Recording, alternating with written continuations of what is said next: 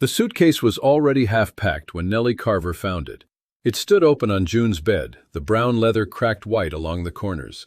Inside lay two of Nellie's cotton dresses, her church shoes wrapped in newspaper, a nightgown, 3 pairs of stockings, and the blue cardigan she had mended so many times that the elbows were more darn than wool. Someone had folded everything carefully. That was what frightened her most. Careless packing could have meant a trip. Careful packing meant a decision. Nellie stood in the doorway with a sack of potatoes against her hip and listened to the lunch counter below her. Plates knocked together. The front bell gave its sharp little ring. A man laughed at something June said. From the kitchen came the smell of onions softening on the griddle and coffee that had been sitting 6 minutes too long. On the bed, tucked beside the cardigan, was a white envelope with Nellie's name written across it in June's slanted hand. She put down the potatoes. The envelope held a single sheet from the county infirmary office. It was not an admission paper, not exactly. It was information. Rates, rules, visiting hours. A short paragraph explaining that residents able to help with light work might be assigned sewing, kitchen, or laundry duties according to health. Nellie read that paragraph twice. Then she read the line at the bottom where June had penciled, "Thursday if room is still open." For a while she did not move. The lunch crowd went on below her feet. Someone called for more gravy. A chair scraped. The factory whistle across the river blew noon, low and long, and the glass in the window trembled. Nellie was 61 years old. Her hands hurt in cold weather, and her left knee protested on stairs, but she had been awake since 4:30 that morning.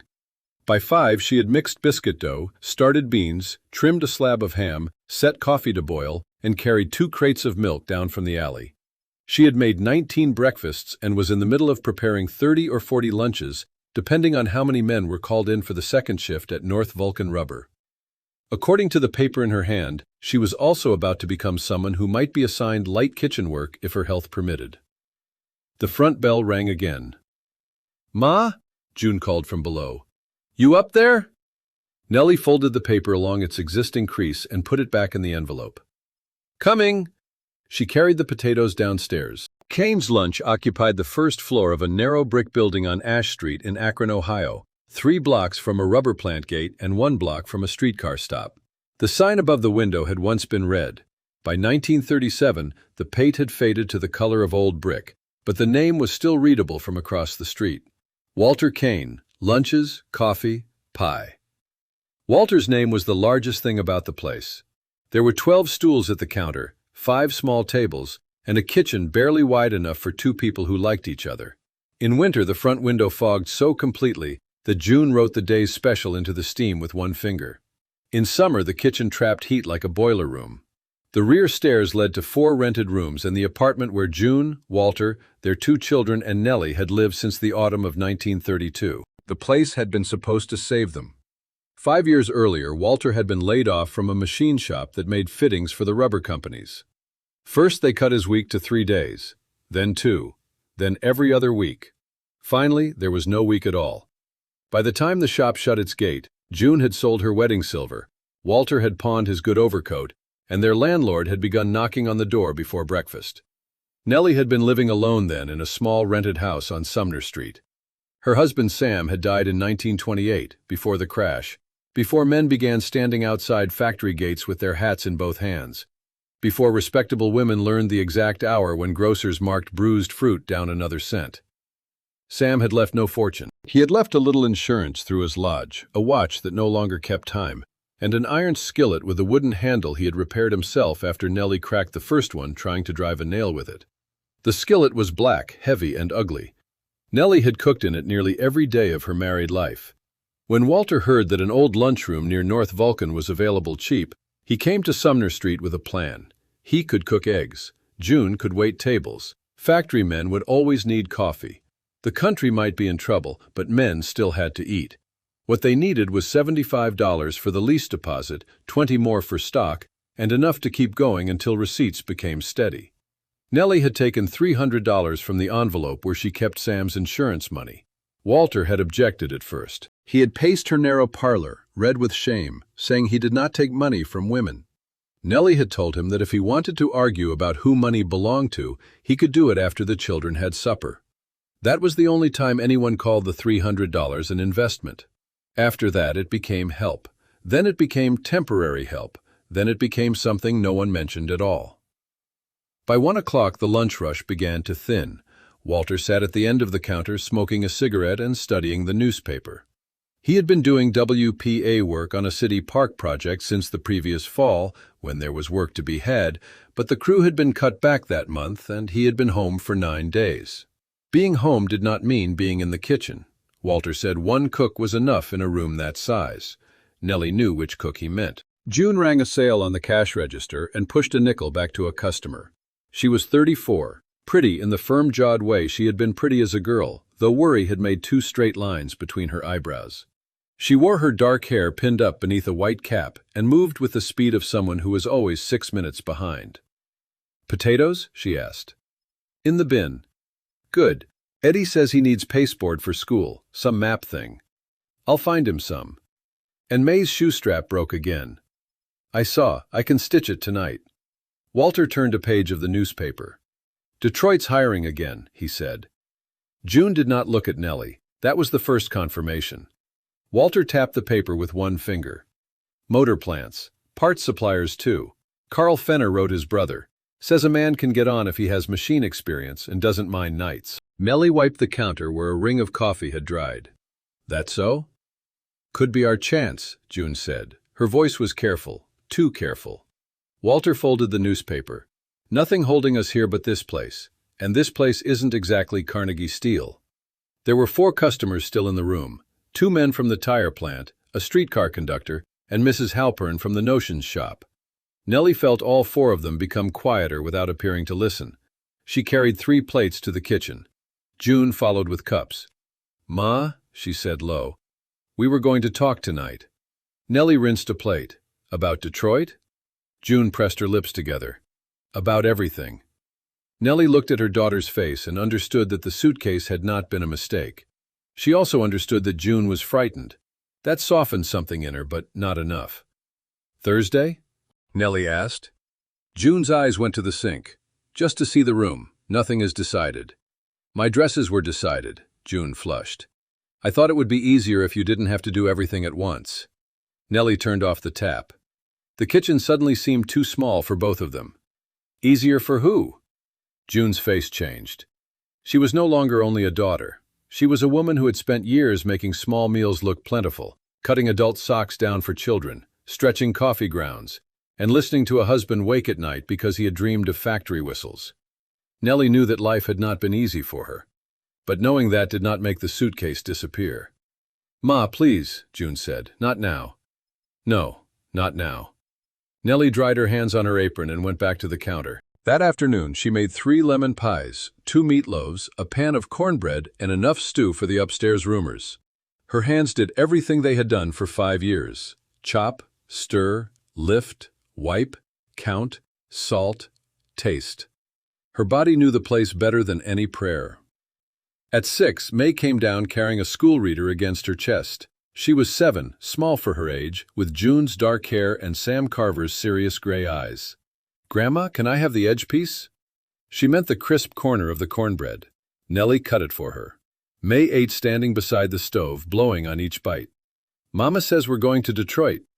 Nellie kept her eyes on the stew. "Maybe. Are you coming?" The spoon stopped in Nellie's hand. May looked up. Children ask questions adults spent days arranging words around. "I don't know yet." May considered that. "Mama said the room there is too little." "What room?" "The room where we'll live. Papa says there'll be a bathtub down the hall. Eddie says that's disgusting because everybody will know when you're taking a bath." Nellie smiled in spite of herself. "Eddie worries about important things." May leaned closer. "I want you to come. Who'll make corn edges?" Nellie put down the spoon and touched the child's hair. "Somebody always finds a way to make corn edges." May frowned, dissatisfied with the answer. At 8:30 the front door was locked. At 9 the last roomer carried his plate upstairs.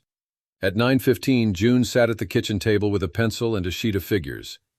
Walter stood by the back door smoking. Nellie washed the iron skillet last.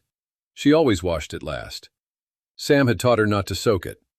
Hot water, a stiff brush, dry it on the stove, then rub the inside with a little fat. "Do that," he had said, and it would outlive both of them. Sam had been wrong by one person so far. Nellie dried the skillet and set it on the stove. June cleared her throat. "Ma, sit down." Nellie sat. Walter crushed his cigarette into a saucer. June began with practical things. Detroit was only a possibility. Walter had to go first. A room there cost money. The children needed school. Kane's lunch had been barely breaking even, and some weeks not that.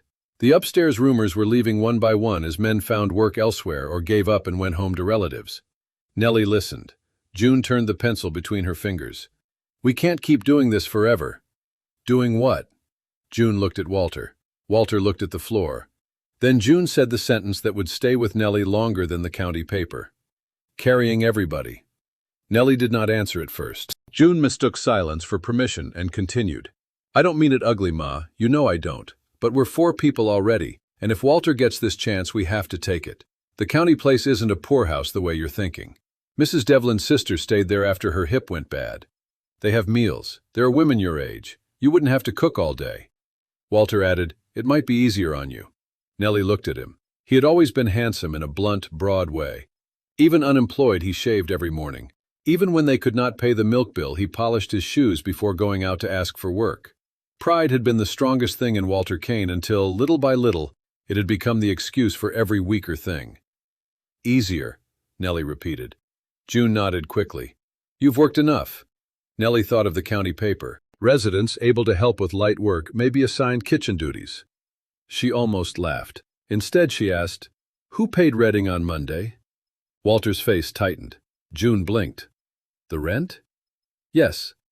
"Walter did, didn't you?"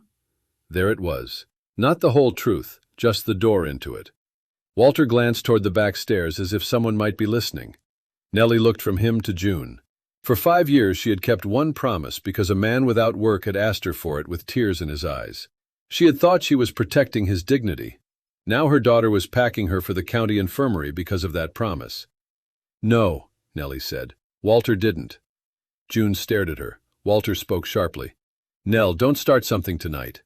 Nellie turned her head. He had not called her Nell in years. Sam used to call her Nell.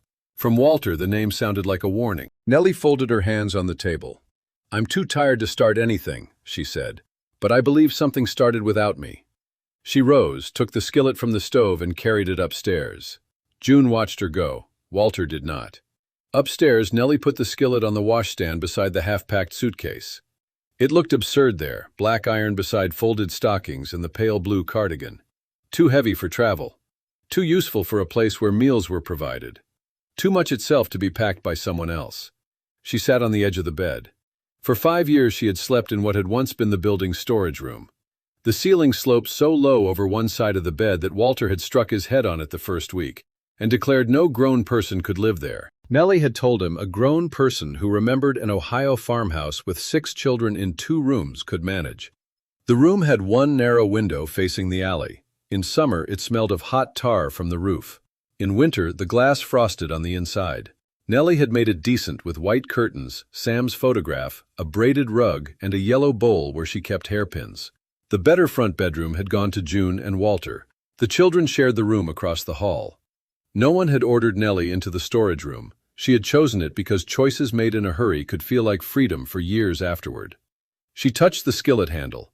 Sam had repaired it in 1916 when June was 13 and Nellie still believed every difficult season came with a clear ending. The original handle had split. Sam whittled a new one from maple in the shed, fitted it to the iron shank, and pinned it with 2 brass rivets. The wood was dark now from years of heat and hands. One rivet had worn smooth enough to shine. After Sam died, Nellie could not bear to sell the Sumner Street household all at once. She sold the good dining chairs, the bedroom chest, 2 lamps, and Sam's tools. She kept the skillet. When June and Walter opened the lunchroom in 1932, the skillet went with her on the first morning. So did nearly everything else that mattered. At first, Kane's lunch really had been Walter's place. He was there before sunrise, nervous and determined, slicing bacon too thick because he had never had to make a pound serve 20 men. June wore a borrowed apron and kept losing track of which customer wanted milk in his coffee. Nellie stood back until Walter burned the first pan of potatoes. Then she took over the stove. By 8 o'clock, the room was full. The Depression had taught factory men to count pennies. But 6 cents for coffee and toast could still be cheaper than going home between shifts. A plate of beans and cornbread cost a dime. Ham and eggs cost more when they had ham. Nellie learned which men wanted food and which men mainly wanted 10 minutes indoors where nobody asked whether they had found work. She learned to fill the coffee cups of the second kind without making a show of it. The first winter nearly ruined them. North Vulcan cut another department. A small tire shop closed. 2 roomers left owing $9 between them. Walter began spending mornings at factory gates again, because a lunchroom could not feed a family if the people who ate lunch had no wages. That January, Mr. Redding, the building owner, came through the back door with his hat in his hands. He was not a cruel landlord. That made it worse. He told Walter he had a mortgage of his own. He could carry 1 month's rent, perhaps 2, but not forever. The bank did not accept sympathy in place of payment. Walter stood with his jaw locked while Nellie stirred a pot of navy beans. After Redding left, Walter went upstairs. June followed him. They argued behind the bedroom door in voices kept low for the children. Nellie opened Sam's old insurance envelope. There was still money in it then, less than there had been, but enough for rent. She paid Redding the next morning. Walter came into the kitchen while it was still dark. He looked at the receipt in her hand and went pale with anger. "I told you not to do that. You told me the rent was due. That's different." "Not to Redding." Walter braced both hands on the work table. He had not slept. Nellie could see it. "June doesn't need to know." Nellie stopped kneading biscuit dough. "Why?" For a long time he did not answer. Then he said he had promised June he would take care of them. A man ought to be able to do that much. June had already sold things because of him. She had already moved the children into rooms over a lunch counter because of him. She did not need to know her mother was paying his rent, too. Nellie wiped flour from her fingers. She told him it was not his rent. They all lived there. They were all trying to keep the place open. Walter shook his head. He said that was not how June would see it. Nellie knew her daughter. She knew June could be sharp when frightened. She also knew Walter had been turned away from 4 factories in 3 days. Shame hung off him like a wet coat. So Nellie agreed not to mention the rent, only until he was working again. That was the first promise. The second came 6 weeks later when a wholesale grocer refused to extend more credit for flour, sugar, coffee, lard, and canned tomatoes. The third came after the March bank holiday when customers arrived with folded bills they were afraid to spend, and Walter said business would recover as soon as the bank settled down. The fourth came in summer when the icebox needed repair. By then there was no need for Walter to ask for silence each time. Silence had become part of the arrangement. Nellie paid what she could and said nothing. She did not pay everything. There were good weeks. There were weeks when Walter found day labor or came home with $3 from unloading freight. June brought in money from altering dresses for women who still cared how a hem fell even when the country seemed to be coming apart. The lunch counter itself sometimes made a profit, but whenever there was a hole, Nellie filled it. A rent shortage, a coal bill, a doctor's fee after Eddie cut his hand on broken glass. New soles for Walter's shoes because he could not look for work with newspaper inside the leather. A month's wages for Ruby Stiles when the cash drawer came up short 3 Fridays running and Walter wanted to let her go. Ruby had been 19 then, red-haired, skinny, and fast with a coffee pot. Her father had left for West Virginia to look for mine work and never sent enough home. Ruby's wages kept her mother and 2 younger brothers in their rented house. "You can't pay a waitress with kindness," Nellie had told Walter. "We can't pay her with money we don't have either." Nellie had gone upstairs for the insurance envelope. That night Walter said, "I will pay you back." Nellie told him to pay Ruby first. She had believed there would be time later. Years passed strangely during the Depression. A week could feel endless while waiting for rent money, and then an entire year vanished between one patched winter coat and the next. In 1934, June stopped asking whether the lunchroom would survive and began speaking as if it always had. She painted the front stools cream. Walter found a second-hand radio for $12 and set it on a shelf behind the counter. Customers listened to ball games, Roosevelt's voice, dance music, advertisements for things most of them did not buy. Nellie baked pies. Her apple pie developed a reputation first, then butterscotch, then lemon when lemons were cheap enough. Men who had no reason to know her name knew what day she made coconut cream. The sign still said Walter Kane. That did not bother Nellie then. She had never wanted a sign. What she wanted was June laughing again, Eddie gaining weight. May born safely in 1930 and growing past the cough that had frightened them all her second winter. Walter coming home from a day's work with his shoulders straight. If keeping the lunch counter open helped those things happen, Nellie considered her money well used. Only the money did not stop being used when the worst years passed. By 1935, the little insurance envelope was nearly empty. Nellie did not tell anyone. She began taking in mending from 3 women who worked at a department store. She rose half an hour earlier to stitch cuffs before starting breakfast. She saved the coins in a tobacco tin that had belonged to Sam. When the gas bill ran high, the coins went downstairs. When the back steps rotted, the coins went to lumber. When Walter needed car fare for WPA registration, the coins went into his palm. He had stopped saying he would pay her back. That change hurt more than Nellie admitted. Not because she expected repayment. She had given much of the money freely. What hurt was how quickly gratitude could be replaced by assumption. June's understanding changed too, though Nellie did not see the shape of it at first. Her daughter began saying things such as, "Ma doesn't need much," and "It's good she has us," and "At least she's not alone in that little house anymore." All of those things were true in some way. Nellie did not need much. She was glad not to be alone every evening. But truth could become false when enough of it was left out. The first time Nellie realized June thought Walter was supporting her came at a church supper in the spring of 1935. St. Mark's basement was warm and noisy, with women setting casseroles on long tables and children slipping beneath elbows to steal pickles. Nellie had brought 2 pies. June was talking to Mrs. Devlin near the coffee urn. Mrs. Devlin said how fortunate Nellie was to have family to live with. June smiled and said, "Walter wouldn't hear of Ma trying to manage alone. He says as long as he has a roof, she has a roof." Nellie had been 3 feet away. She waited for June to glance at her and smile, to make the statement into the ordinary family politeness it might have been. June did not. She believed it. Nellie opened her mouth. Walter entered the basement carrying a tray of rolls. His eyes met hers. He knew exactly what she had heard. For a second, shame crossed his face. Then Mrs. Devlin praised him for being a good son-in-law, and shame was replaced by something else. Relief. Nellie said nothing. She told herself the same old reason, a man's pride. A marriage already worn thin by unemployment. No use embarrassing Walter in public. No use making June feel foolish. No use turning help into a debt simply because someone misunderstood it. She took the coffee urn lid to the sink. That night she lay beneath the sloping ceiling and stared at the frost-pale square of the window until nearly morning. The next day she got up at 4:30 and cooked breakfast. That was the beginning of the worst part. Not Walter's lie, her cooperation with it. By 1937, everyone in the family had been living inside the same story for so long that it no longer felt invented.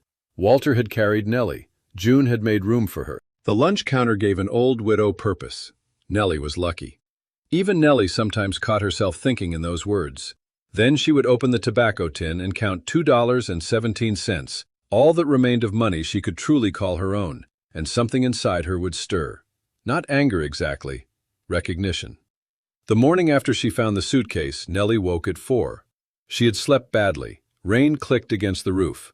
Somewhere in the alley, a bottle rolled in the wind and struck brick with a hollow sound. She dressed without turning on the lamp. The skillet was still on the washstand. Nellie carried it downstairs. Walter's key hung on the nail by the back door. Beside it hung Nellie's key, smaller, with a loop of blue thread she had tied through the bow so she could distinguish it in the dark. She took it and opened the lunchroom as usual. At 4:45, Ruby Stiles came in through the alley, shaking rain from her coat. Ruby was 24 now. She had filled out, cut her hair to her chin, and learned to make her eyes look amused even when they were not. She had left Kane's lunch twice for better jobs and returned twice when the jobs vanished. For the past 8 months, she had worked mornings at the counter and afternoons in the laundry of a hotel. "You beat the rain or wrestle it?" Nellie asked. "Lost on points."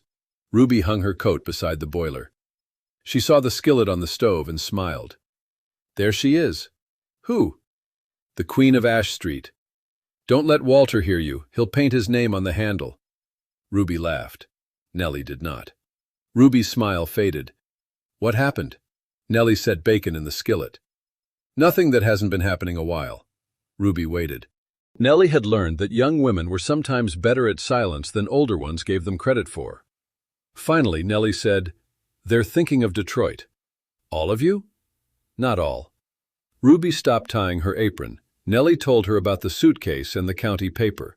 She did not make it dramatic. She simply stated facts. Thursday, a room if still open. Light work according to health. Ruby's face became still. They think you're going? They think something. Do they know you paid Redding Monday? Nellie looked up sharply. Ruby lifted one shoulder. I was here when he came. June wasn't. No. Walter? He was upstairs. Nellie turned the bacon. Ruby came closer. Mrs. Carver, how much of this place do they think you've paid for? Nellie did not answer. Ruby exhaled through her nose. That's what I thought. You don't know anything about it. I know you paid me in 33 when Mr. Kane said there wasn't cash. I know Morrow Brothers sends the flour bill to you when it's late. I know Redding asks for you. And I know every time Mr. Kane has one of his weeks where he says business is bad, you stop eating the lunch special and start taking bread heels upstairs. Nellie's cheeks grew hot. You watch too much. Somebody ought to. Nellie turned toward her. Ruby lowered her eyes, but not before Nellie saw anger there.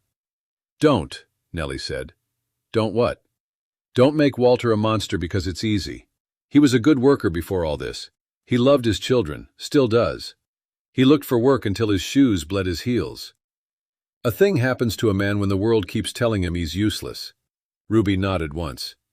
Maybe. No maybe. All right. But, Nellie said and stopped. The bacon hissed. Ruby waited. Nellie looked at the black skillet, at the grease bright around the edges. But a hurt man can still learn to use somebody. Ruby's expression softened. That sentence frightened Nellie because it was the first time she had said the thought aloud. At 5:20, the first customer arrived. By 6, every stool was taken. Walter came downstairs at 7 in a clean shirt, smelling of shaving soap. He nodded to Ruby, poured himself coffee, and avoided Nellie's eyes. June appeared 20 minutes later. For the first hour, nobody mentioned Detroit. Then Mr. Redding came through the front door. He was a thin man in his late 50s with a careful mustache and the permanently apologetic posture of someone who had spent the Depression asking people for money they did not have. He removed his hat. Morning, Mrs. Carver. Morning, Mr. Redding. He handed her a folded receipt. Forgot to give you this Monday. Nellie took it. Behind her, a cup clicked against a saucer. June was staring at the paper. Mr. Redding continued, and I wanted to say I can wait until the 15th on next month if need be. You've never made me chase it. Walter went rigid at the end of the counter. Nellie wished absurdly that Redding had come 10 minutes later. Then she wondered why she wished it. Why was she still arranging the truth to spare Walter discomfort? June said, Next month's what? Redding looked from one face to another. He understood too late. Rent, he said. The room seemed to hold its breath. Walter stood. Redding, I can handle my own business. Redding's mustache twitched. Didn't say you couldn't. Nellie folded the receipt and put it in her apron pocket. June's voice was very quiet. Ma paid you Monday? Nellie looked at her daughter. Yes. For the building? For this month. June turned to Walter. Walter reached for a cigarette, then seemed to realize his hands were shaking and put the pack down. Not here, he said. June did not argue. That was worse. She worked the rest of breakfast with a bright, unnatural smile. Nellie knew that smile. June had worn it at Sam's funeral while passing plates to relatives. At 10:30, when the room emptied between meals, June locked the front door. Walter was in the kitchen. Ruby took the hint and went upstairs to change for her hotel shift. June stood at the counter with both palms flat on the worn wood. How long? Walter said June. She looked at Nellie instead. How long have you been paying the rent? Nellie could have answered with years. She could have recited months. She could have gone upstairs for old receipts and turned the counter into a courtroom. Instead, she said, long enough. June's face tightened. That is not an answer. No, it's the answer I have this morning. Did you pay last month? Part of it. The month before? Yes. June looked at Walter. He stared at the griddle. Walter told me the WPA money was covering the rent. Some months it did, Nellie said. And the coal? Nellie did not answer. June's voice rose. The coal, Ma? Sometimes. The grocer? Sometimes. June sat down hard on a stool. For a moment she looked not 34 but 14, the age she had been when Sam came home from work with blood on his sleeve after cutting his hand. June had always gone pale when the world changed without warning. Why didn't you tell me? Walter said. Because I asked her not to. June turned slowly. He finally looked at her. At first, he added. June's mouth opened, but no words came. Walter began to explain.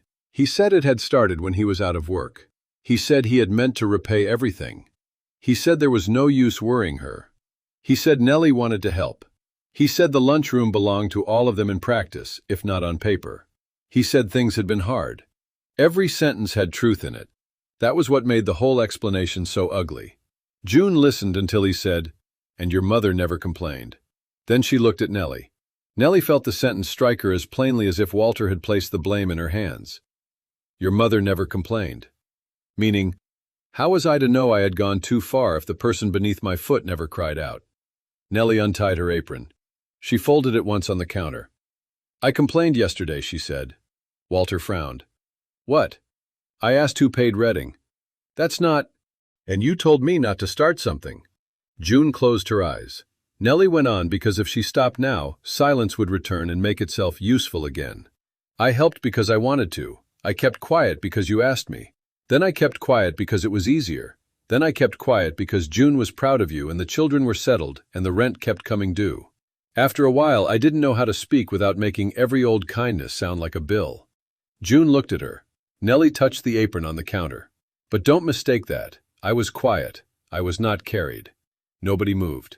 From outside came the clang of a streetcar bell. Walter sat down. June's eyes filled, but she wiped them before the tears fell. The county place, she whispered. Nellie said nothing. June covered her mouth with one hand. Walter spoke quickly. We didn't mean... You meant it enough to get a paper, Nellie said. June lowered her hand. I thought we couldn't afford to take you. There it was, the wound beneath the wound.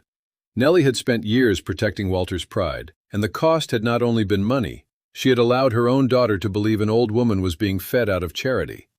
June had packed the suitcase believing she was choosing between her mother and her children. That did not excuse her, but it changed the shape of the hurt. Nellie picked up her apron. Unlock the door, she said. Lunch comes whether a family is ready for it or not. June stared. Nellie tied the apron back around her waist. We can ruin each other after 2 o'clock. A sound escaped June then, half laugh and half sob. Even Walter smiled for 1 second. Nellie did not. But something in the room loosened enough for them all to breathe. The family did not ruin one another after 2 o'clock. They were too tired. The lunch rush ran long because North Vulcan called in an extra maintenance crew. By 3, the pie case was empty except for one broken slice of lemon.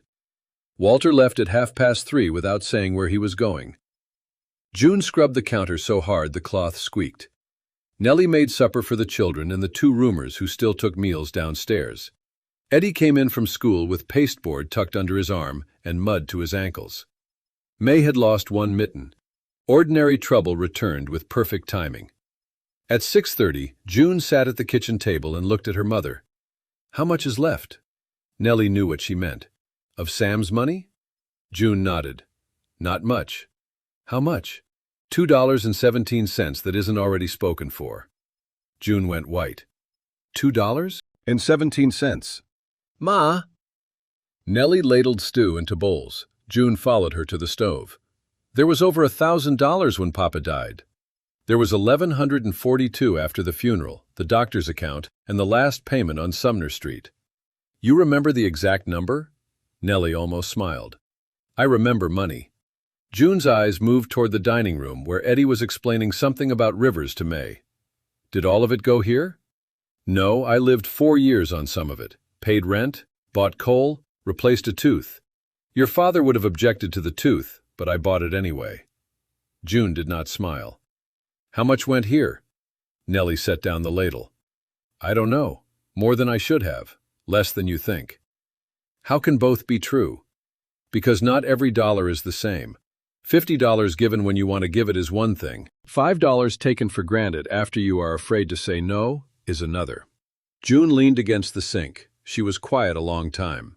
I said we were carrying you. You did. I said it right to your face. Yes. Why didn't you slap me? Nellie considered. Bad for business.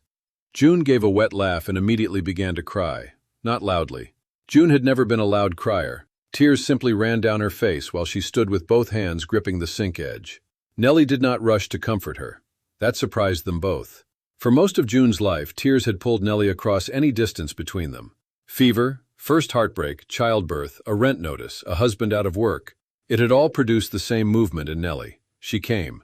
She fixed what could be fixed. She carried what could be carried. Now she stayed beside the stove. June wiped her cheeks with the heel of her hand. I didn't know. I know. That makes it worse. Some parts. Are you going to the county home? Nellie looked at the clock. Supper's getting cold. Ma. No. June let out a breath, Nellie added, but not because you changed your mind. June stared at her. I haven't changed mine yet. What does that mean? It means you don't get to unpack a suitcase and call everything settled. June looked toward the stairs. The suitcase was still open on the bed. For the first time in years, Nellie felt the odd relief of hearing herself be difficult. Not cruel, not loud. Difficult. There was a difference, and she wished she had learned it sooner. Walter returned after 9. He had been drinking, though not enough to stagger. He smelled of beer and rain. His hair was damp, his collar open. June met him at the bottom of the stairs. Nellie was upstairs mending May's shoe strap, but the building carried voices through every pipe and floorboard. June asked where he had been. Walter said nowhere that mattered. June asked when he had planned to tell her the truth. Walter said he had told her plenty of truth. The quarrel went on in bursts. Sometimes Nellie caught only a word. Rent. Mother. Detroit. 5 years. Humiliated. Promise. Children. Then Walter said something so clearly that Nellie stopped sewing. You liked believing I was the one keeping this family together. Silence followed. June answered in a voice too low to hear. Walter said, Don't put all of this on me. Nellie stared at the shoe in her lap. Again, there was truth in what he said. June had liked the story. So had Nellie, in a way. Walter the provider made June less afraid. Walter the provider let Nellie give without forcing her daughter to confront how much the family depended on an aging widow. Walter the provider allowed everyone to preserve something. Pride was not only a man's possession, Nellie had her own. She had liked being needed while pretending she wanted nothing back. She had liked being the quiet center no one could manage without. There had been love in that. There had also been vanity. The realization did not absolve Walter. It did make it harder to hate him. The quarrel ended with the back door slamming. Nellie waited. After a while, June came upstairs. She stood in the doorway of Nellie's room, eyes swollen. He's sleeping downstairs. All right.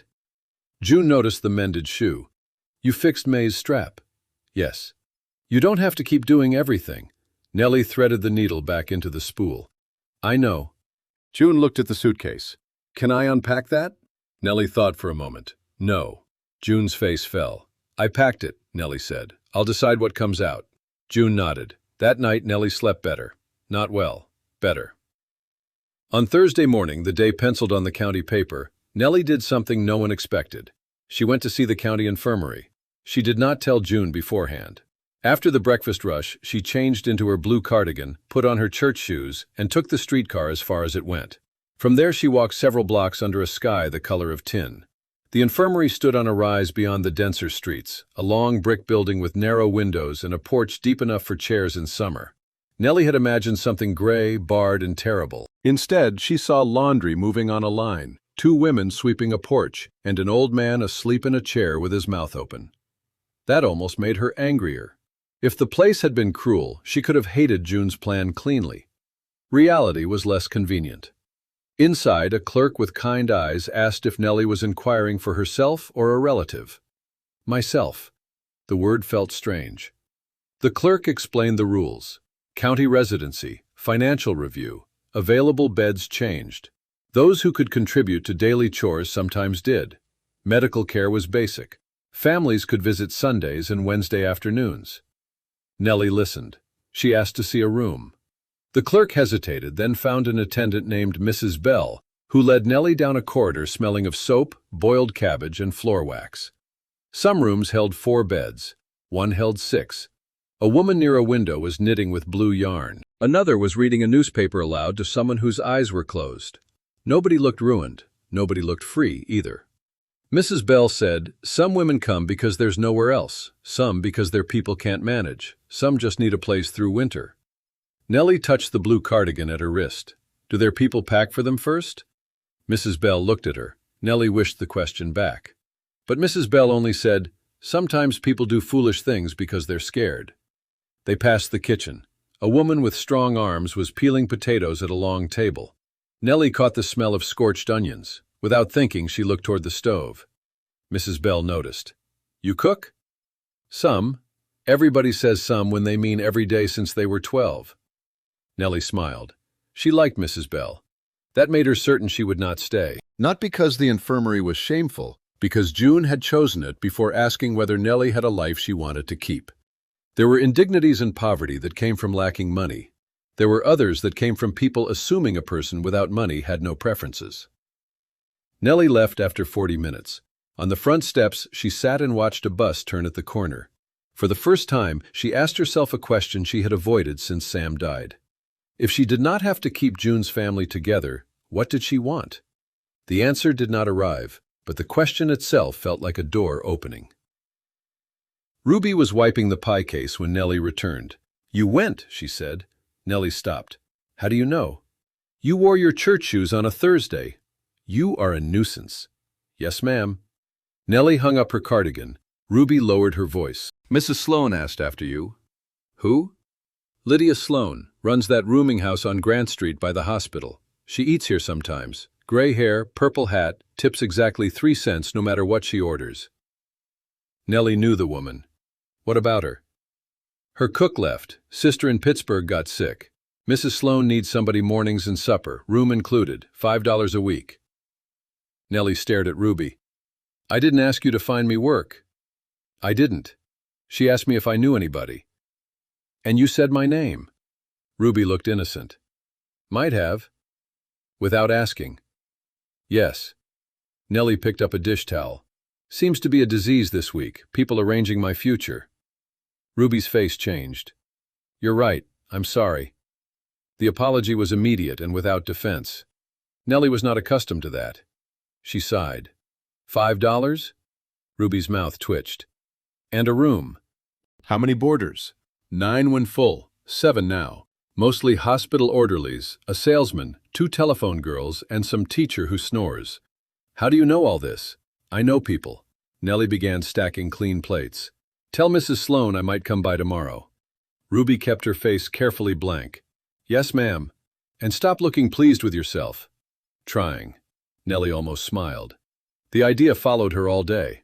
$5 a week was not much, but it was wages spoken aloud. A room included was not charity if it was part of the work. The hours might be long, though nothing could be longer than Kane's lunch, plus 2 children, plus upstairs suppers, plus mending. She hated that Ruby's suggestion had made sense.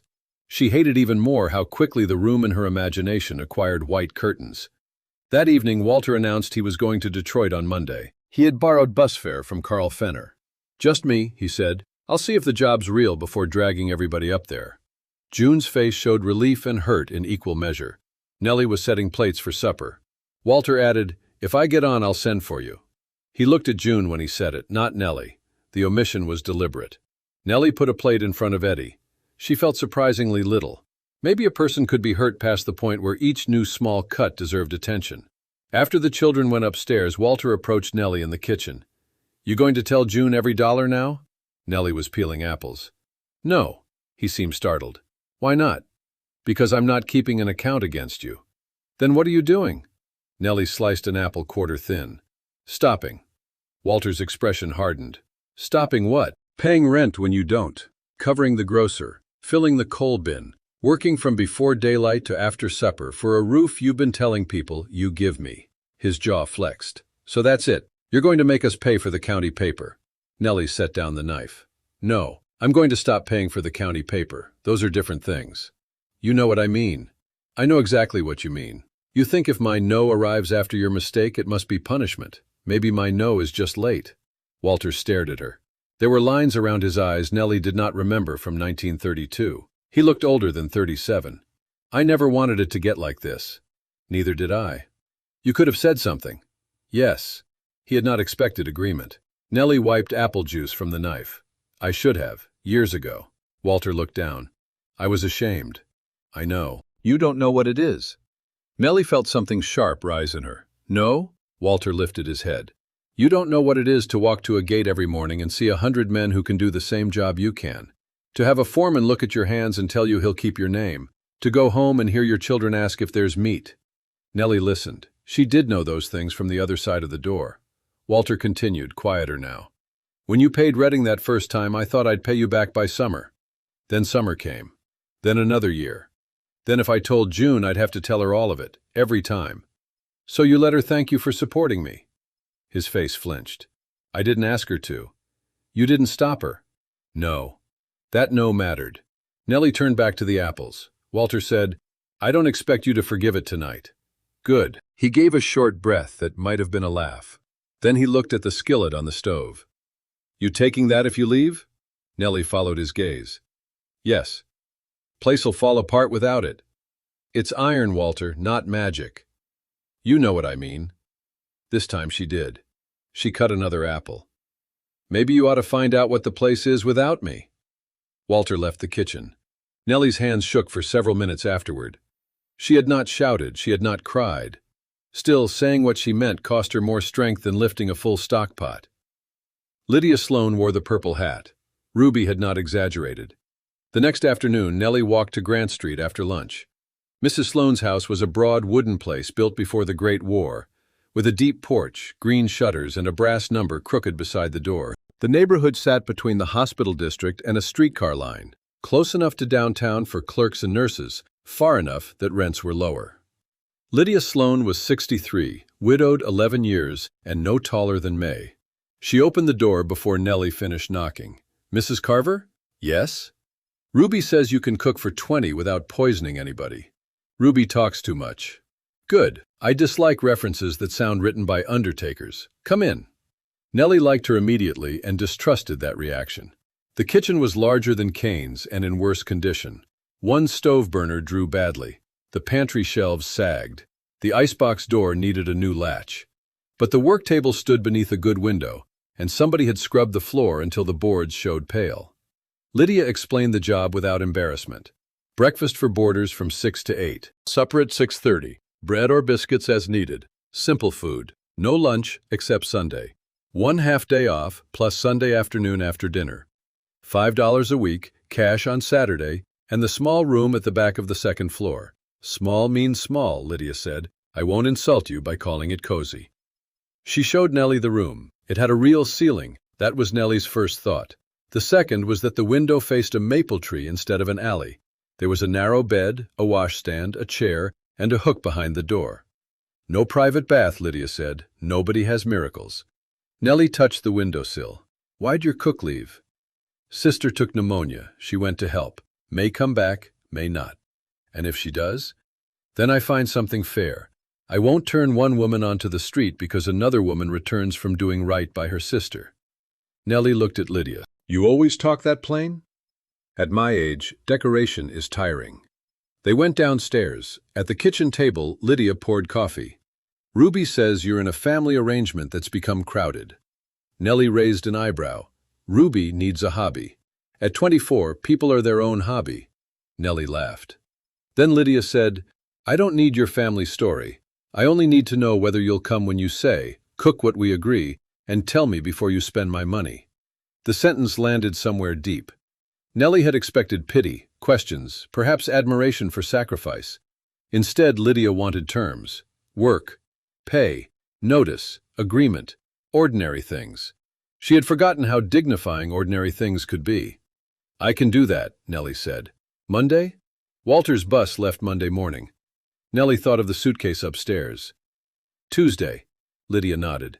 Tuesday. I have a skillet. I own 2. Mine's better. Lydia considered this. Bring it and prove it. They shook hands. On the walk back to Ash Street, Nellie felt terrified. That was how she knew the decision was real. Nellie did not tell June about Grant Street until Sunday. She meant to tell her Saturday night, but Saturday became the kind of day that made private decisions seem selfish. A rubber worker named Mr. Yates fainted at the counter before breakfast. He had eaten nothing since noon the day before and insisted the heat was to blame, though the morning was cold. Nellie gave him coffee with milk and 2 eggs without putting the order on a ticket. At 10, the stove flue backed up and smoked the kitchen. At noon, Eddie arrived with a split lip after a schoolyard fight, because another boy had called Walter a relief loafer. June cleaned the blood from her son's chin while Walter stood in the doorway. No one knew what to say. Walter had been on WPA work. He had taken it when he could get it. There was no shame in work that repaired parks and roads. Yet there were men who said relief work was not real work, and other men who were grateful for it. And sometimes the same man believed both things before breakfast. Eddie was 11. He did not understand any of that. He only knew someone had laughed at his father. Walter crouched in front of him. "You don't hit somebody because he talks." Eddie's eyes filled. "He said you were lazy." Walter's mouth tightened. "That doesn't make hitting him smart." "But it's not true." Walter looked away for half a second. Nellie saw the old shame rise in him. She also saw him put it down. "No," he said, "it isn't true. But you don't prove what you are with your fists. You prove it by what you do next." Eddie nodded, trying not to cry. Nellie carried the bloody towel to the sink. The sentence stayed with her. "You prove it by what you do next." Perhaps Walter had meant it for himself, too. Saturday night he packed one shirt, 2 collars, socks, shaving gear, a sandwich wrapped in wax paper, and the newspaper clipping about Detroit jobs into a small valise. His suitcase looked nothing like Nellie's. Nobody had packed it for him. Sunday morning they went to St. Mark's. Nellie almost stayed home. She did not want Mrs. Devlin's questions. She did not want the sympathy people offered when they sensed trouble but did not know its shape. She did not want to sit beneath stained glass and think about forgiveness before she had even figured out anger. May begged her to come. So Nellie wore the blue cardigan and the hat she had reblocked twice. After service, the church basement filled with coffee, children, and the smell of cinnamon cake. Walter stood with 2 men near the furnace room. June helped pour coffee. Nellie was cutting cake when Mrs. Devlin approached. Mrs. Devlin was not malicious. She was simply one of those women who believed every silence in a room existed to be filled by her. "June tells me Walter may have a Detroit chance," she said. "That's what he hears. A blessing if it comes through. Such a burden on young families, all these extra mouths and no steady work." Nellie put a slice of cake on a plate. Mrs. Devlin lowered her voice confidentially. "Of course, Walter's been wonderful with you. Not every son-in-law would keep his wife's mother these many years." The knife stopped. 2 years earlier, Nellie had swallowed almost the same words in this same basement. For 1 second, she considered swallowing them again. Then June spoke from behind the coffee urn. "That's not how it was." Mrs. Devlin looked over. June's face was pale but steady. "Ma helped keep us," she said, "more than we understood." The basement did not fall silent. No one gasped. The children kept running. Cups kept clinking. Walter, across the room, did not seem to hear. But Mrs. Devlin heard. "Oh," she said. June wiped the rim of the urn with a cloth. "We were lucky to have her. That's the truth of it." Nellie stared at her daughter. Mrs. Devlin recovered with a murmur about families helping one another and moved away. June did not look at Nellie immediately. When she finally did, there was no triumph in her face. Only embarrassment and something like resolve. Nellie handed her a piece of cinnamon cake. "You hate this kind." "I know." June took it anyway. They ate in silence. It was not forgiveness, it was a beginning. Walter left for Detroit before dawn Monday. The bus station smelled of wet wool, tobacco, and coffee from a machine that tasted faintly of tin. Men stood with cardboard suitcases, rolled blankets, lunch sacks, and addresses written on envelopes. Some were going to jobs, some were going to rumors. Nellie went with June and the children. She had not planned to. But when Eddie appeared at her bedroom door in his coat and asked whether Grandma was coming to see Papa off, she put on her shoes. Walter bought no newspaper. He kept checking the station clock. At the bus, he hugged May first. She clung to his neck and made him promise to write. Eddie tried to shake his father's hand, but Walter pulled him close instead. Then he turned to June. Their marriage had contained too many private things for Nellie to read that goodbye. June stood stiffly until Walter touched her cheek. Then she closed her eyes. Finally, Walter faced Nellie. "I don't know when I'll be back." "I know. If I get work, I'll send money." Nellie almost said, "Send it to June." Instead, she said, "Do what you say you'll do." He nodded. The bus driver called the destination. Walter picked up his valise. Then, in a voice meant only for her, he said, "I am sorry about the county place." Nellie looked at him. He did not ask her to say it was all right. That helped. "I know," she said. "Not just the paper. I know that too." He boarded. May cried as the bus pulled away. Eddie waved until it turned the corner. June stood with one hand raised long after Walter could no longer see it. Nellie thought of Sam leaving for work in winter dark. She thought of all the ways women watched men leave during hard years, factory gates, freight yards, bus stations, farm roads, and how often leaving was treated as the brave action while staying behind became invisible. She had stayed behind a long time. Tuesday morning, she left. Nellie packed her own suitcase before breakfast. She removed the dresses June had folded and folded them again. Not because June had done it poorly, because they were Nellie's dresses. She added her hairbrush, Sam's photograph, 2 aprons, a Bible she rarely opened but could not imagine leaving, the yellow hairpin bowl wrapped in a towel, and the tobacco tin with $2.17. The skillet would not fit. She carried it separately. June stood in the bedroom doorway. "You could stay until we know about Detroit." "I know. You don't have to leave because of what I did." "I'm not." June frowned. "Then why?" Nellie closed the suitcase. "Because I have work." "Here you have work." "Here I have everything except wages and a room nobody can pack for me." June's face tightened. Nellie immediately regretted the last phrase. Not because it was untrue, because it was meant to hurt. She sat on the bed. That was mean. June leaned against the doorframe. "It was fair. Mean and fair can be neighbors. I don't want to live with either one too close." June looked down. Nellie continued more gently. "I found a cook's job on Grant Street. Room comes with it, $5 a week." "At Mrs. Sloan's?" Nellie stared. "Ruby told me." "Of course she did." June almost smiled, then the smile vanished. "What happens here?" Nellie heard the question beneath the question. "What happens to us?" She had spent years answering before anyone had to ask. This time she did not. "You'll see." June's eyes flashed. "That's easy for you to say." Nellie stood. "No, it isn't." She picked up the suitcase. The weight pulled at her shoulder. June reached for it automatically. Nellie let her take one side. They carried it downstairs together. That mattered too. At the kitchen, May saw the suitcase and began to cry. Nellie set down the skillet and knelt. "I'm not going far." "Mama said you weren't going to the county place." "I'm not." "Then why do you have the suitcase?" "Because I'm moving to Grant Street." "Is that Detroit?" "No, honey. It's 8 streetcar stops." May considered the distance. "Can I still have corn edges?" Nellie swallowed. "If you visit on Sunday." May wrapped both arms around her neck. Eddie stood behind his sister trying to look older. "Do they have a radio?" he asked. "I didn't see one." "Then we better visit before baseball." Nellie laughed into May's hair. June turned away. At the back door, Nellie removed the lunchroom key from her pocket. The loop of blue thread was frayed. For 5 years that key had been the first thing she touched each morning. It had let her into the dark kitchen before everyone else woke. It had opened the back door for milk deliveries, rumors returning late, Ruby arriving in rain, Walter after bad days, June after good ones. Nellie placed it on the counter beside the cash register. June looked at it. "Keep it." "Why?" "So you can come in." Nellie shook her head. "I can knock." The words frightened her daughter. Nellie saw it. For years she had belonged without knocking because she had also been responsible for whatever waited behind the door. A key was not always freedom. Sometimes it was a duty small enough to carry in a pocket. June picked up the key. "I don't want you to have to knock." Nellie touched her arm. "Then open when I do." She took the skillet. Ruby walked her to the streetcar stop, carrying the suitcase without asking. Nellie allowed it. At Grant Street, Lydia Sloan inspected the skillet. She turned it over, examined the repaired handle and said, "Ugliest one I've seen. Best one you'll use." "We'll see." Lydia gave Nellie a room key on a plain brass ring. No thread, no tag, no name.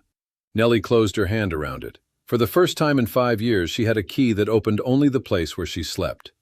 The first week at Sloan's nearly defeated her. Freedom, Nellie discovered, was not restful.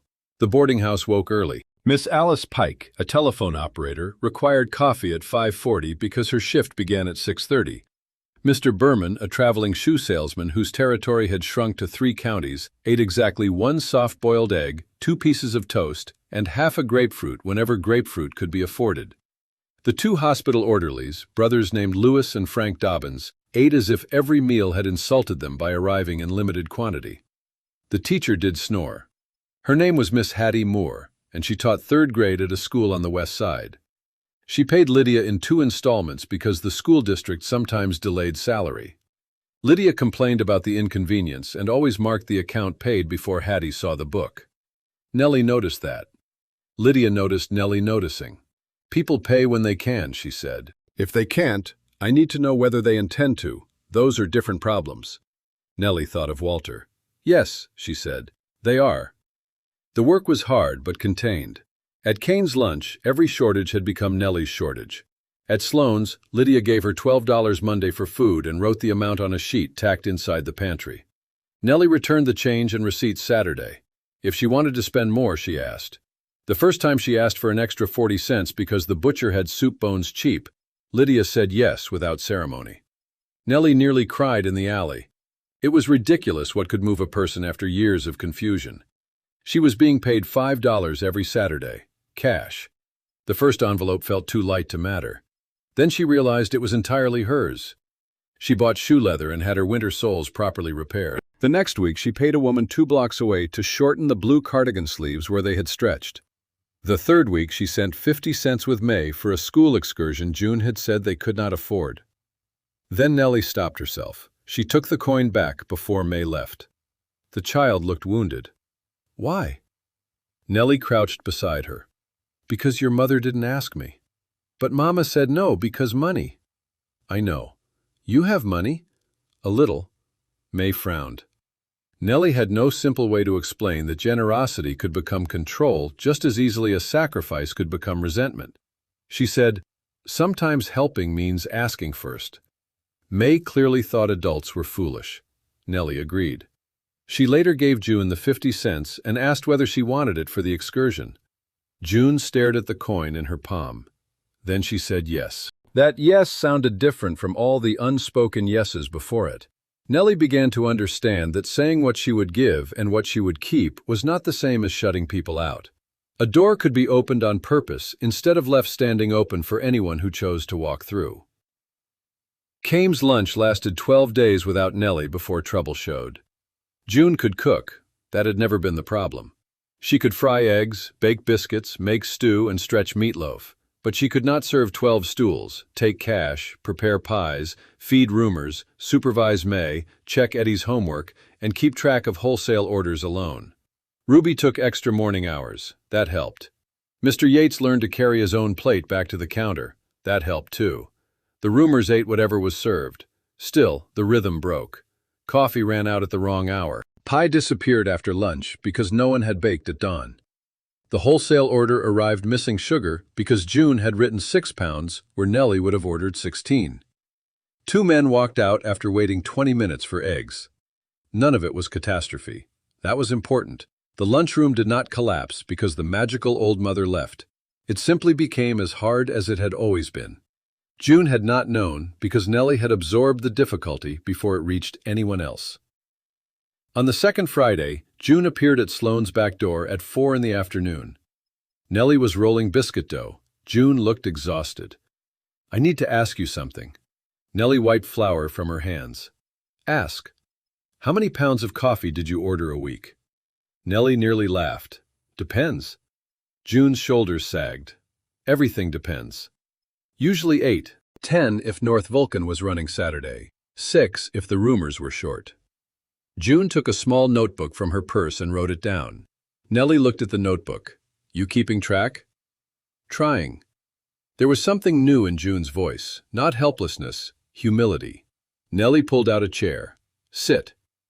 June sat. Nellie showed her how she estimated coffee from factory shift notices and weather. Rain made men linger. Paydays meant pie. Hot days meant less coffee but more cold milk. Friday mornings were good for meat orders because the butcher wanted inventory moved before Sunday. June wrote quickly. Halfway through, she stopped. "Why didn't you teach me this before?" Nellie stared at her. June closed her eyes. "No, that's not fair. I didn't ask. I didn't offer." "Why not?" Nellie thought about it. "Because if I taught you, maybe you wouldn't need me." June looked up. The admission embarrassed Nellie more than any receipt could have. "I told myself I was helping," she said. "Most times I was, but maybe I kept a few things in my own hands because it felt good being the one who knew." June's eyes softened. I did need you. I know. I still do. Nellie shook her head gently. Need me different. June looked at the notebook. I'm trying. I see. They sat in Lydia's kitchen while afternoon light moved across the table. Then June said, Morrow Brothers came by. Nellie knew the wholesale grocer. What'd they want? Payment, and they asked if I wanted to keep the account in your name. Nellie went still. June continued, I told them no. I opened one in mine, cash for now. Good. They showed me the old tickets. Nellie said nothing. June opened her purse and took out 3 folded carbon copies. I didn't steal these. They gave me copies because I asked. Nellie did not touch them. June looked at the dates. 33, 34, 35. Your name. Yes.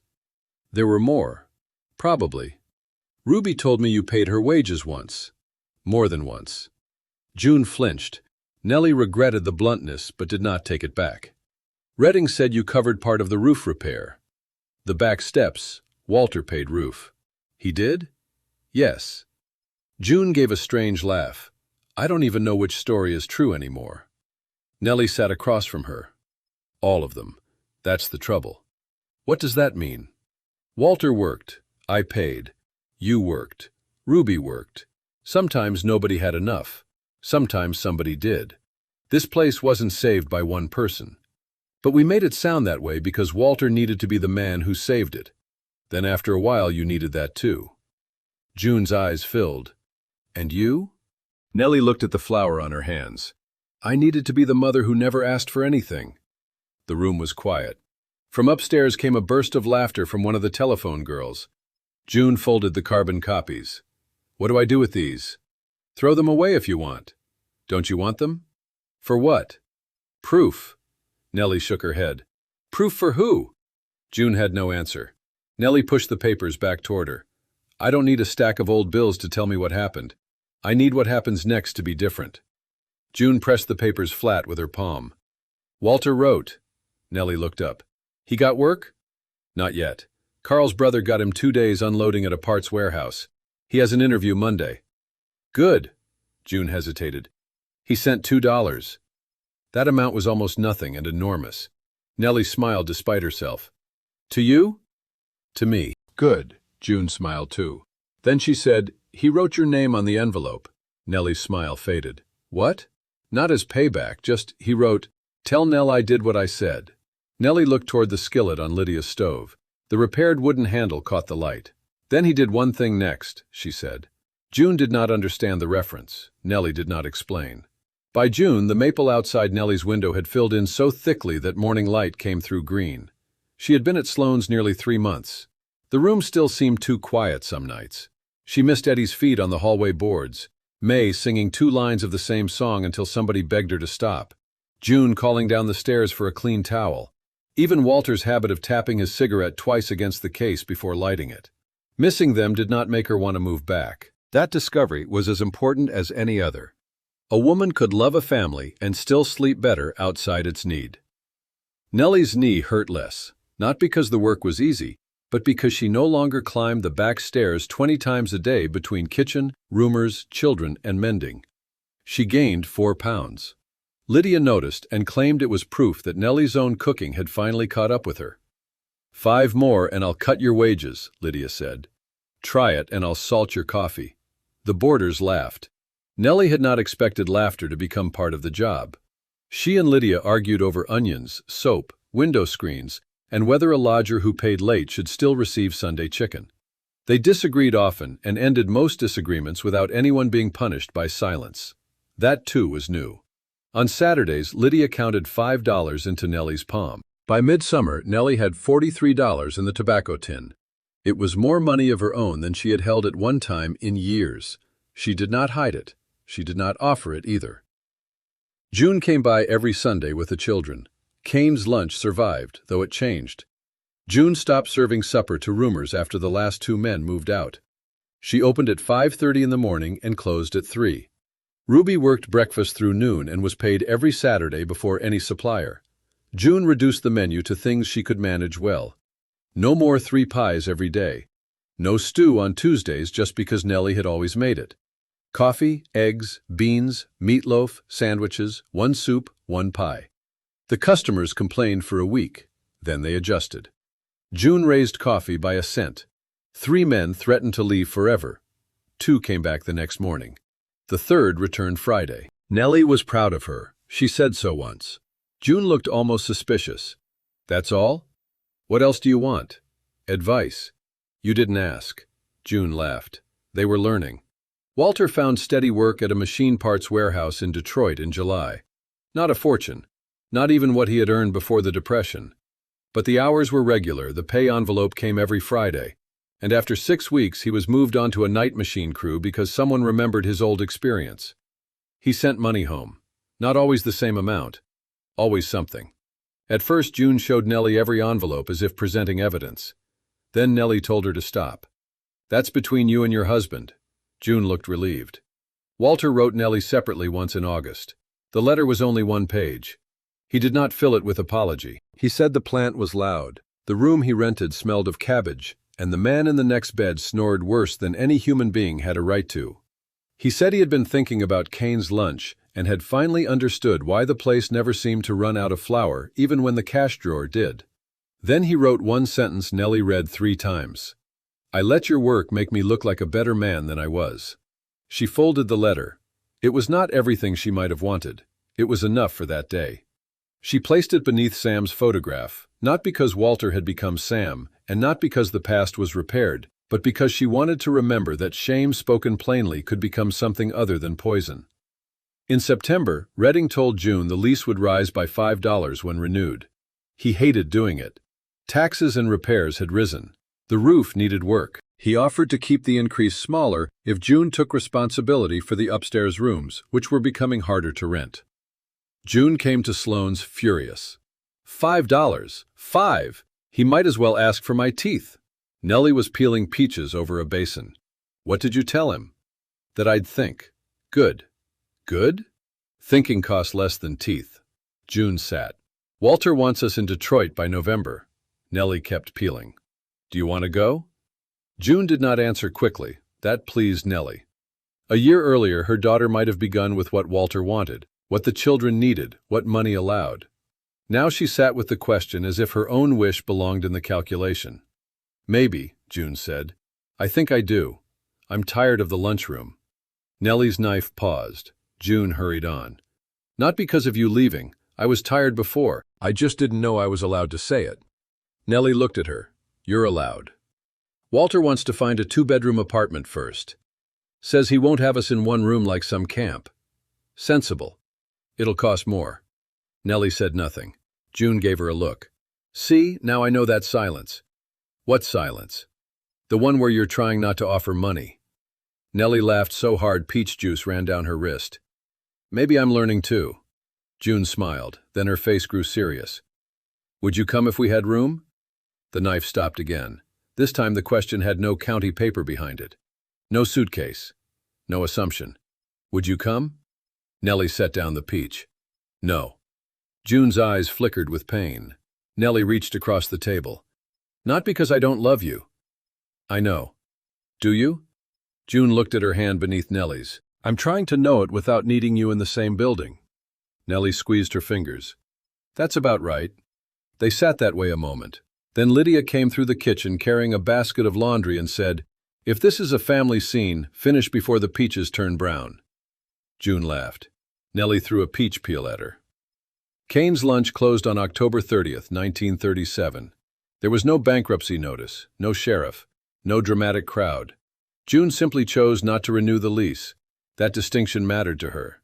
For 5 years, the lunchroom had been rescue, burden, home, argument, pride, lie, livelihood, and habit.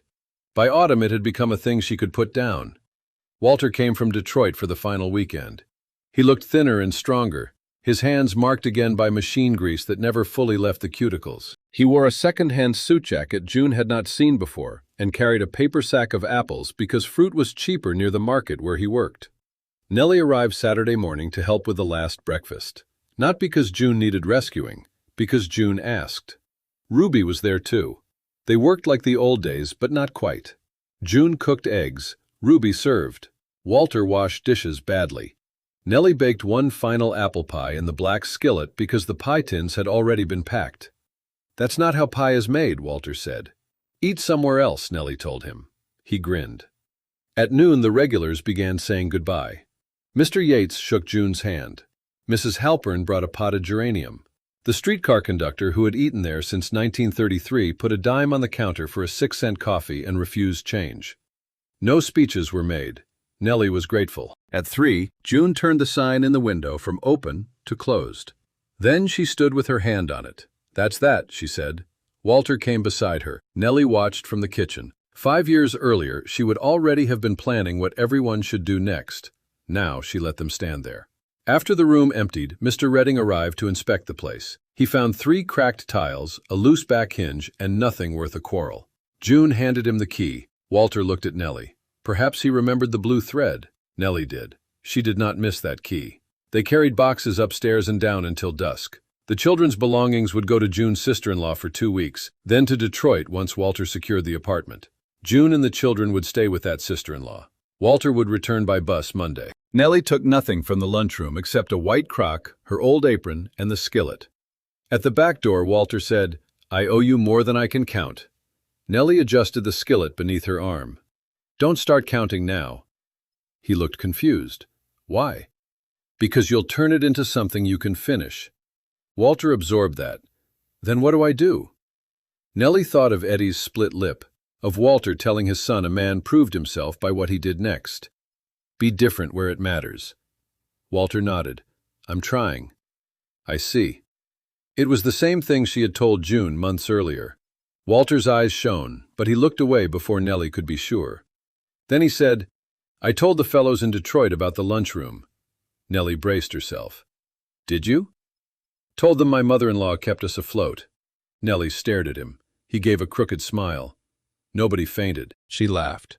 It was the first time she had laughed with him without a bruise beneath it. The move to Detroit happened in pieces. June went first with Eddie and May by bus in mid-November. Walter had found a second-floor flat in a narrow house shared with another family. It had 2 bedrooms, a kitchen, and a bathtub behind a curtain off the hall.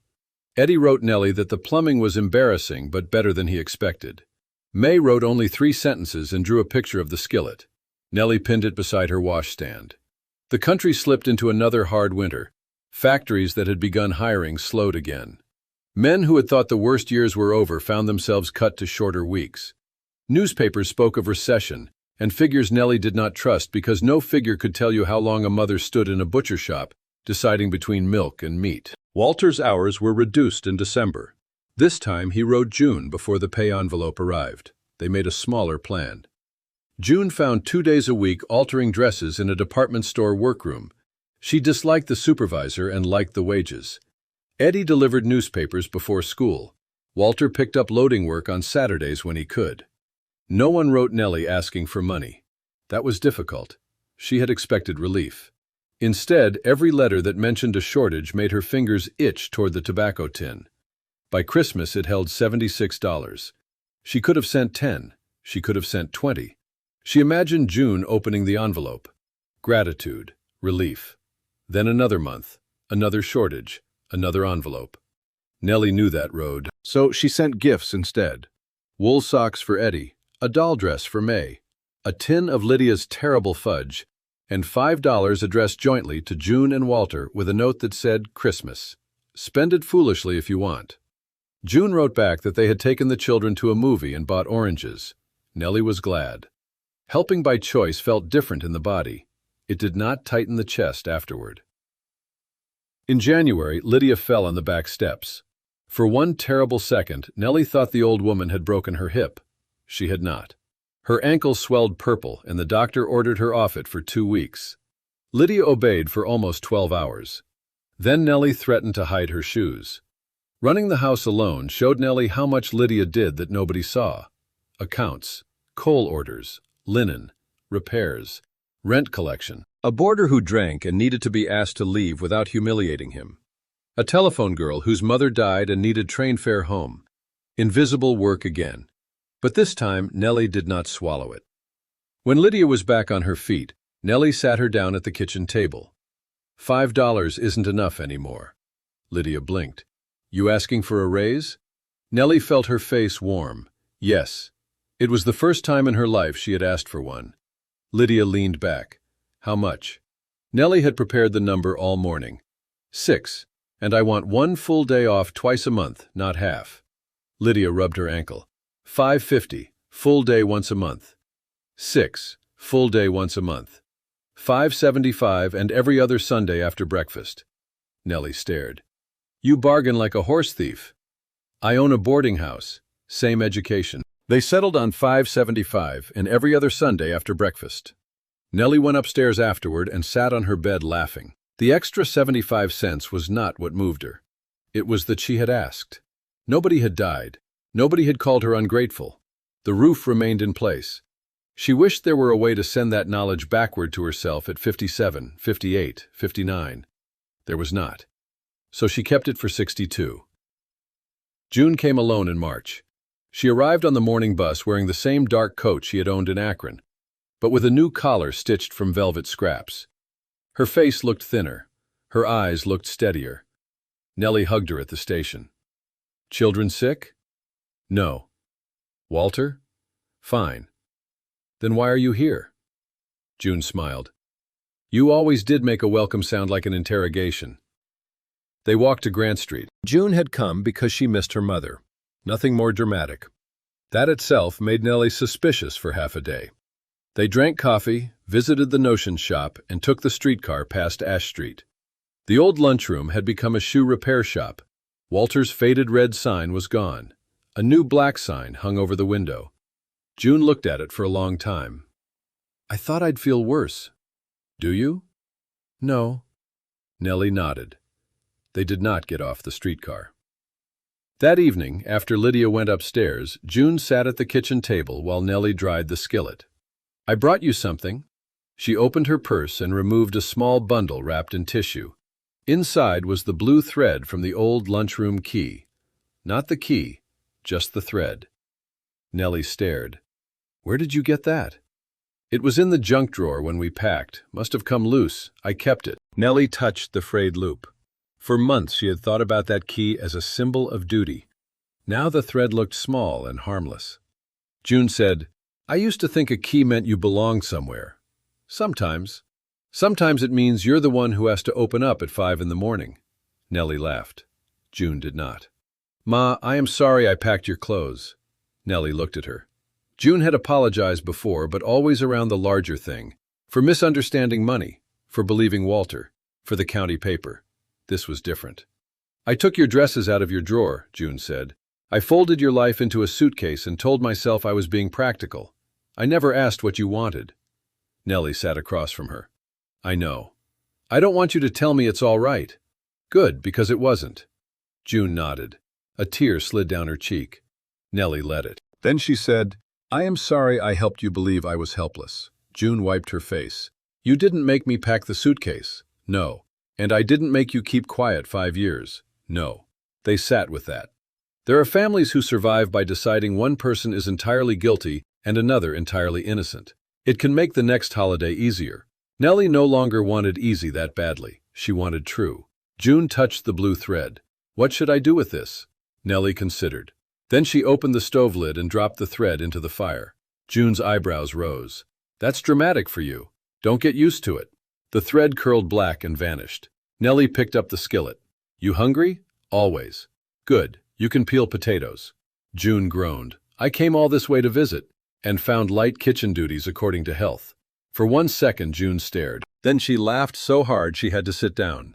Nellie laughed with her until Lydia called from upstairs to ask if someone had taken leave of her senses. Maybe they had. Maybe that was part of getting them back.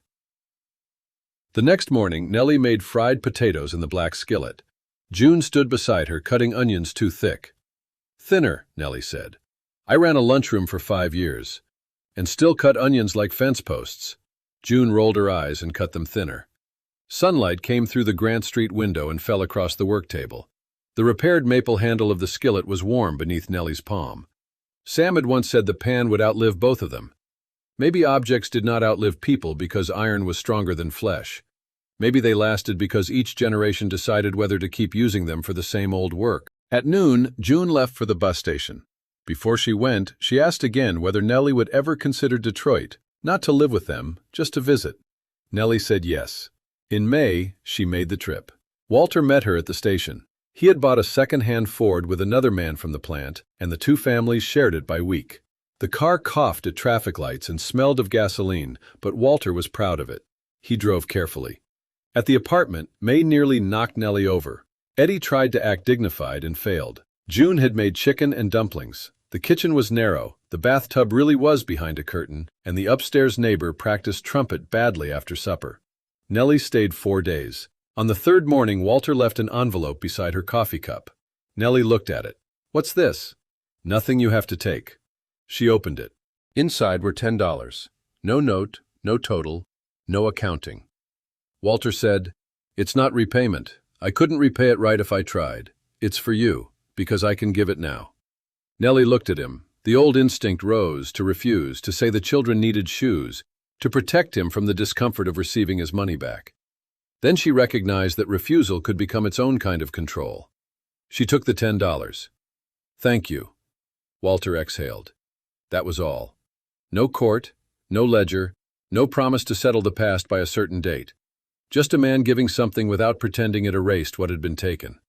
Nellie put the money in her purse. Later, she spent $2 of it on a new hat she did not need. She wore it home. By the summer of 1938, Nellie and Lydia had begun serving Sunday dinners to people who did not live at the boarding house. It started accidentally. A nurse asked if her brother could come. Then Miss Pike brought a cousin.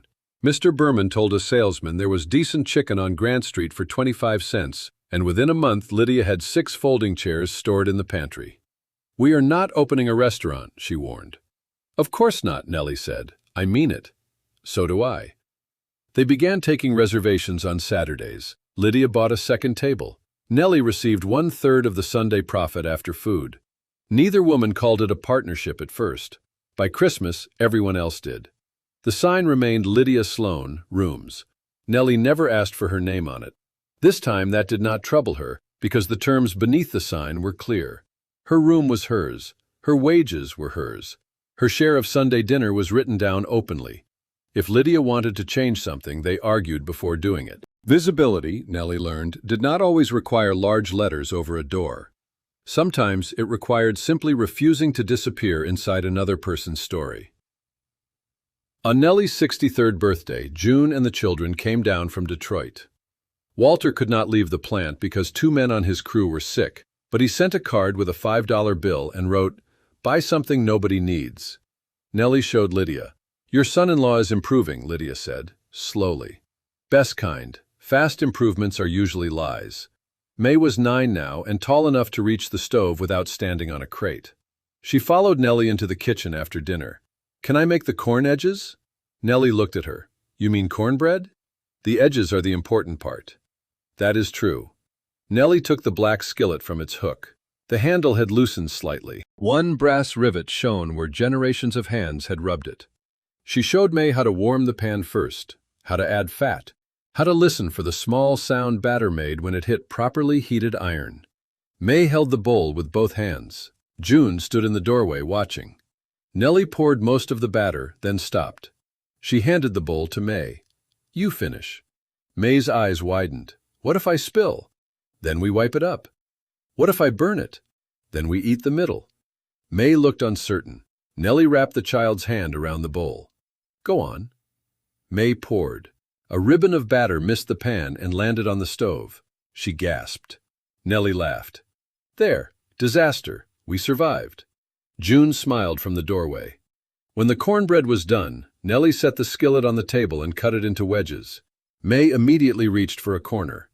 "Hot," June warned. May blew on it exactly as she had years earlier at Kane's lunch. Nellie remembered that evening, the suitcase upstairs, the county paper, the child asking who would make corn edges if Grandma did not go to Detroit. At the time, Nellie had believed the question was about food. Now she understood it was about continuity. Who would remain the same if the family changed? The answer was no one. That was the mercy of it. June had changed. Walter had changed some. Nellie had changed enough to frighten herself and not enough to become a stranger. Even May, who once needed the edge handed to her, was learning to pour the batter. After supper, June helped wash dishes. The skillet came last. Nellie brushed it under hot water, dried it on the stove, and rubbed the inside with a little fat. June watched. "Papa really fixed that handle?" "Long time ago. I barely remember him." "You remember more than you think." June touched the smooth brass rivet. "You going to leave this to May?" Nellie looked toward the dining room where the child was arguing with Eddie about a card game. "Maybe. She'll ruin it." "Probably," June smiled. Nellie lifted the skillet and hung it back on its hook. For most of her life, that pan had meant feeding whoever was hungry, stretching what was scarce, carrying the next meal because nobody else would. For a while, it had meant something harsher, the work everyone depended on and no one thought to name. Now it meant neither sacrifice nor proof. It was simply a good skillet, heavy, useful, scarred, still hers. And one day when she chose, it would be someone else's. That night, after June and the children went upstairs to the guest rooms, Nellie sat alone in the kitchen. The house was quiet except for the pipes ticking as they cooled. Her room key lay on the table beside her hand. No blue thread, no family name, no duty attached to it except the ordinary duty of not losing it. Nellie turned it once between her fingers. Then she put it in her pocket, switched off the kitchen light, and went upstairs to the room no one had ever packed for her.